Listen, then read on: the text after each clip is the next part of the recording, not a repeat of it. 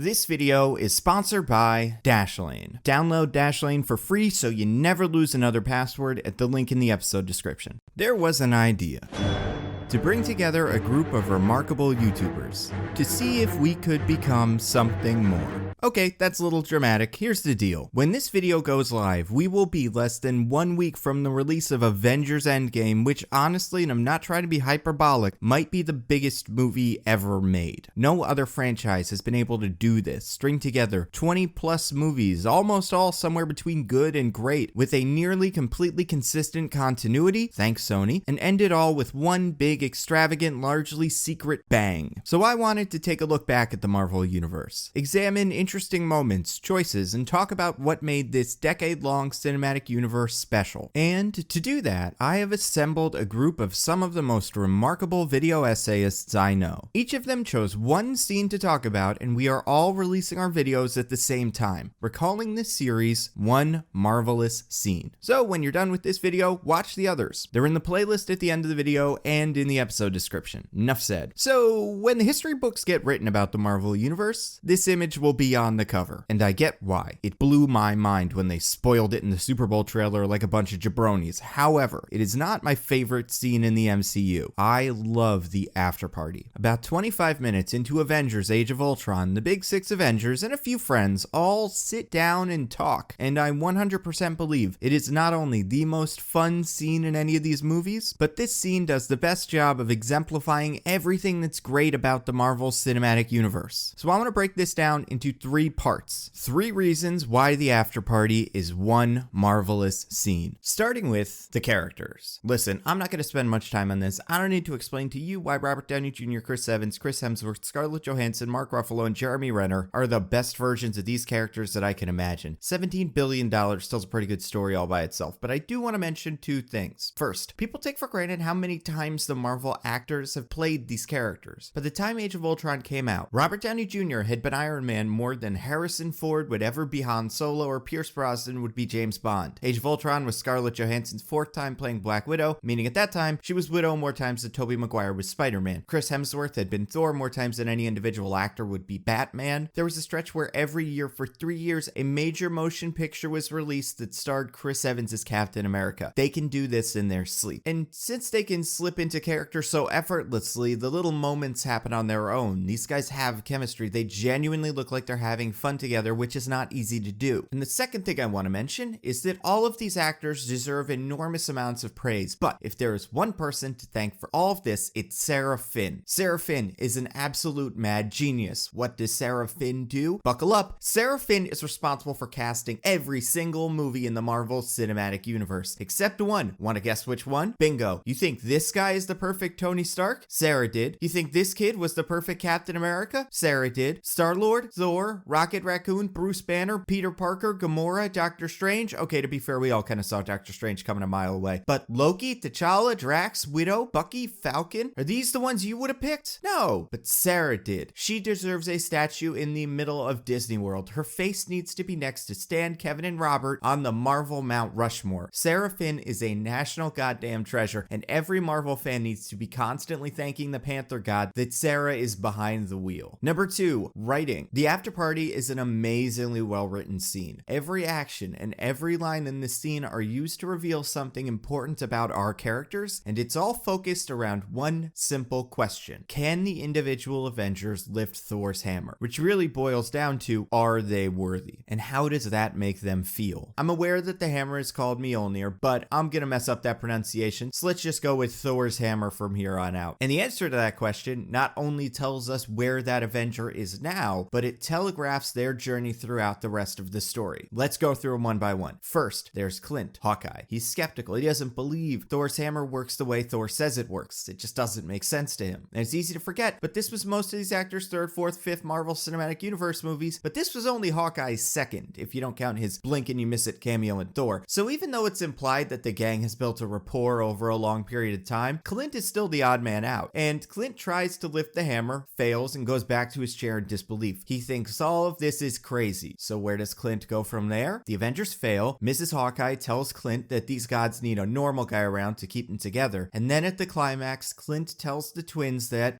Okay, look, the city's flying. We're fighting an army of robots. and I have a bow and arrow. None of this makes sense. But I'm going back out there because it's my job. Clint has accepted that the world he's in now is weird, and he's going with the flow. He finally feels comfortable on the team. Then Tony makes fun of Clint, and Clint challenges Tony to take a shot at the hammer. Tony confidently steps up to the hammer, makes a joke about prima nocta, which still blows my mind, and then fails. But Tony, unlike everyone else in this scene, doesn't give up. He comes back with an Iron Man gauntlet, tries to lift the hammer again. Then he enlists Rhodey wearing a War Machine gauntlet. Nothing. Tony knows he's worthy, and he thinks his technology can get him there. Earlier in the movie, Tony saw a vision of a disaster in space, and he believes he needs to make more and more advanced robots to fight the army he saw in Avengers when it comes back. That belief is what drives Tony to create Ultron. Tony saw an alien weapon and assumed he could program it into submission like the hammer. And that's what creates Vision, which, funny enough, does end up lifting the hammer, so I guess Tony kinda wins. And Tony does ask Rhodey for help when he's lifting the hammer, but only after his tech has failed. He'll play on a team, but not before trying to solve the problem himself with technology. But at the end of the movie, Tony stops relying on technology and starts relying on people. He relearns what the Avengers are all about, bringing together a group of remarkable individuals. And when Ultron asks how they could possibly hope to stop him, Tony responds, like the old man said. Together. Hard cut to Bruce Banner standing on the table trying to move the hammer. It doesn't budge, so Banner decides to turn the moment into a joke and pretends to Hulk out. This frightens Maria Hill and Clint, the two people Banner has spent the least time with, and then the rest of the team laughs. Banner doesn't care if he's worthy or not in that moment. Banner just wants to have fun and be a part of the team, but the Hulk keeps getting in the way. Later in South Africa, Banner is horrified at the destruction that the Hulk caused. And then after the team defeats Ultron, Hulk takes a Quinjet and flies away. He believes he is too much of a monster to live the life he always wanted to, so he needs to find a new life. Then Steve rolls up his sleeves, grabs the hammer, and it kinda moves, which really concerns Thor. And even though he gives up, it's clear that Steve is objectively more worthy than everyone else at the table besides Thor, although to be fair, Thor had a 1500-year head start. And as the movie progresses, Steve is still good, maybe too good, and it causes friction within the team. But at the climax, Steve uses his impossible goodness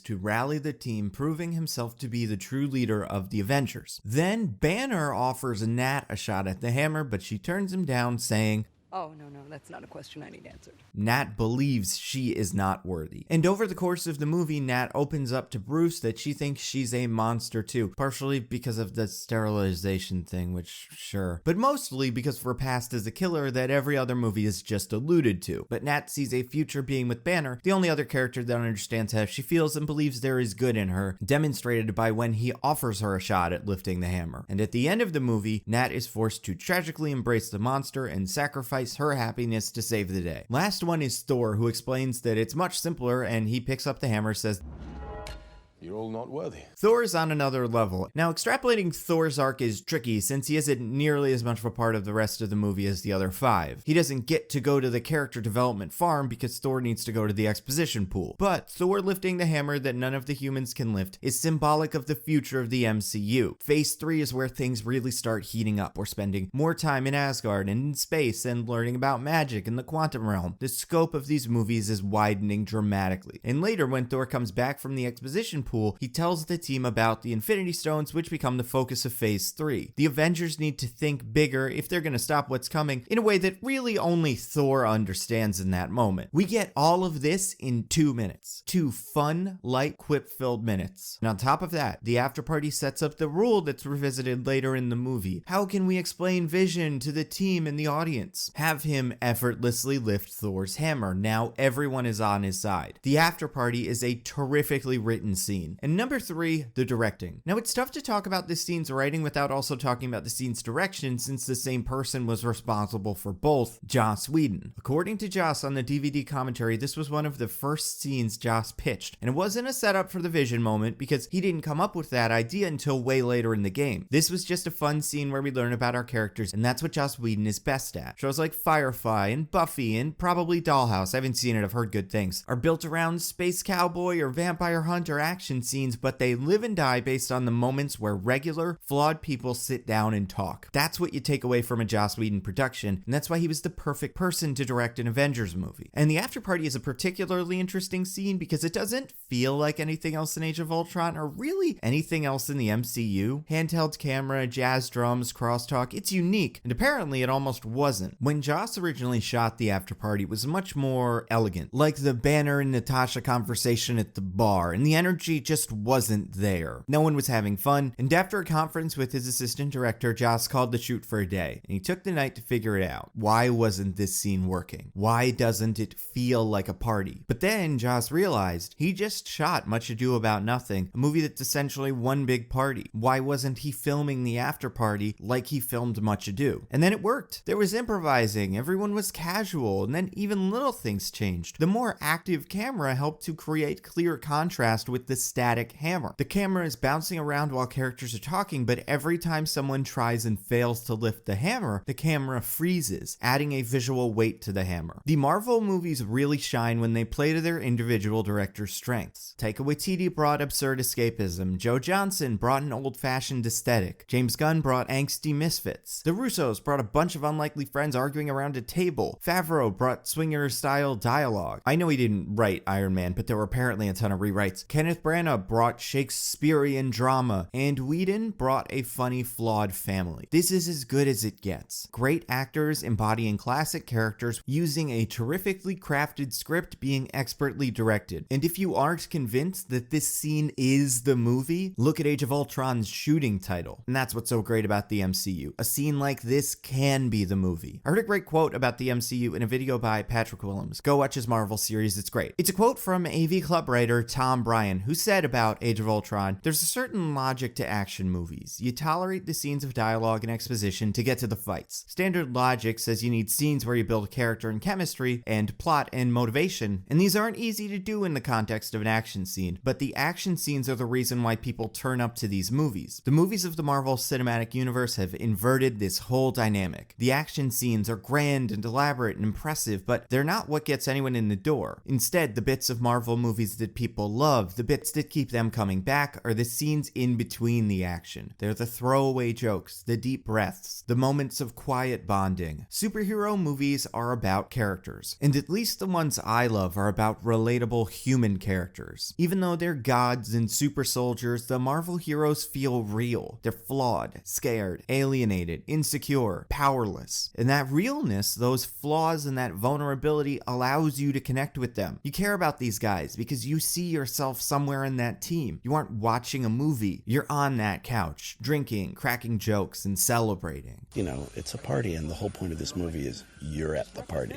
You're invited. So that's why the Afterparty is my one marvelous scene. Now go find the other ones. Tons of some of the best creators on YouTube all made videos talking about an interesting scene in the Marvel Cinematic Universe. And once you're done with those, make your own. What scene do you think is interesting? Once you make one, tweet it to me at NandoVMovies, and I'll put it on our playlist. Oh, and if the Afterparty scene has taught me one more thing, it's that every device should be secured by a magical incantation bestowed by the Allfather to teach us a lesson. However, we can't all be Thor. I'm sorry to break that to you now, but we can't. Our mortal devices need to be protected by passwords, which tend to be either too complex to remember or too simple to be secure. Luckily, there's this week's sponsor, Dashlane. Dashlane stores all of your passwords in one place and autofills them so you get secure passwords and you don't need to remember 20 different strings of 15 random characters. Dashlane also has a password generator that creates super secure passwords. Boom, like this. That's a good password. And you can try Dashlane now. It's totally free at the link in the episode description, dashlane.com/Nando. And if you want extra features like syncing passwords and login details between devices that include Android, iOS, Windows, and Mac, and access to Dashlane's full-featured multi-country VPN so that you can protect your identity online, you can upgrade now and get 10% off by using the code NANDO at checkout. It's that easy. Never lose another password with Dashlane. As always, thank you to everyone who continues to support the channel on Patreon. You guys are the best. If you want to see your names up here, get access to videos early, other cool stuff, throw in literally any amount of money at patreon.com/NandoVMovies. You have no idea how much I appreciate it. And obviously, I have to give a huge thanks to all of the channels that participated in this. It was super cool. Lessons from the Screenplay, Just Right, Hello Future Me, Brown Table, Gubs, Captain Midnight, The Take, High Top Studios, and Mr. Sunday Movies. You guys are all awesome. Thank you so much for helping out. I hope everybody enjoyed it. Also, you guys may have noticed I'm wearing one of the shirts. It says, "Dance like you're presenting a weapons demonstration at Stark Expo." Obviously, it's a great shirt. Honestly, it might be the greatest work of art of all time. So buy that shirt. I think it's pretty great. And I got to thank the designer Enki Muto. Here's the tag. Follow him on Twitter. And yeah, go watch all of the other videos from everybody else on this playlist. It should be a fun way to lead up to Avengers Endgame and anytime in the future that you're just thinking about how the Marvel Cinematic Universe is taking over the concept of filmmaking. As always, follow me on Twitter, twitter.com/NandoVMovies. It's where I talk about videos, podcasts, all kind of stuff, new videos that are coming up. It's where I'll give whatever my review of Endgame is, which either will be a glowing, super positive review, or the Twitter account will be deleted. It's one or the other, probably. It better be the first one. That's all I got.